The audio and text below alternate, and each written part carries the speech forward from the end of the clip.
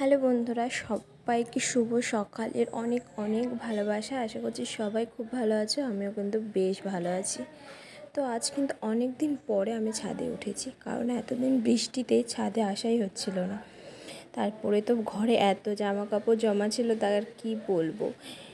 এদিকে তো বাবানের কাঁথা শোকাতো না বলে কিন্তু বাবানকে সবসময় হাগিস পরিয়ে রাখা হতো। কি করব বলো, কাঁথা তো শোকাতো না, তাই বেশি কাঁথাও হয়নি।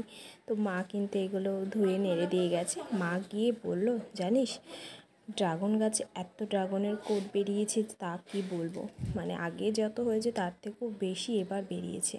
তো অলরেডি 2-3টে ড্রাগন কিন্তু আমাদের গাছে আছেই। এগুলো আর দুদিন পরে লাল হয়ে যাবে, মানে পেকে যাবে। তো দেখো কি সুন্দর হয়ে আছে না, আমি তো দেখে অবাক। যে আমরা তো ভেবেছিলাম যে এইবার মানে এই বছরের মতো ড্রাগন খাওয়া বোধহয় আমাদের শেষ, কারণ বেরোচ্ছিল না।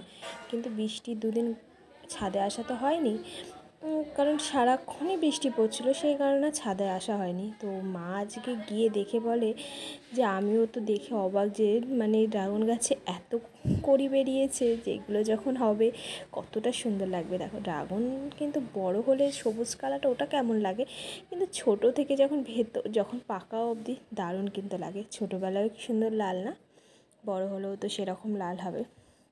মানে সত্যি খুব সুন্দর লাগে। তো আমাদের তো ওই 2-3টে আছে। আমাদের মানে সত্যি কথা বলতে এই কদিন ধরে 1-2 করে কিন্তু হয়ে যাচ্ছিলো, আমরা খেয়েছি, বেশ ভালো লাগে বলেছিলামই। তো এদিকে কিন্তু আমাদের ছাদ বাগানটা একটু দেখিয়েও দিলাম তোমাদের। সেরকম ফুল গাছ নেই, শীতকালে আবার লাগাবে মা তো গাছ লাগাতে খুবই ভালোবাসে।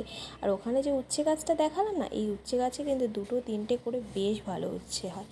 আমি এতক্ষণ পাগলের মতো যে কেন মাথায় একটু ওড়নাটা দিয়ে নিলাম না, এখন আমার মনে হচ্ছে এত রোদের মধ্যে ঘুরে বেড়াচ্ছি, একটু ওড়নাটা দিয়েই নিই মাথার মধ্যে।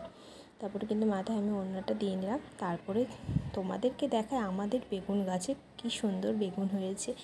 এই বেগুন গাছটাতেও কিন্তু রোজ 1-2 করে বেগুন হতেই থাকে। বাড়িতে গাছ লাগানো এটা একটা ভালো জিনিস, হয় সবজিও কিনতে হয় না, কিছুই করতে হয় না।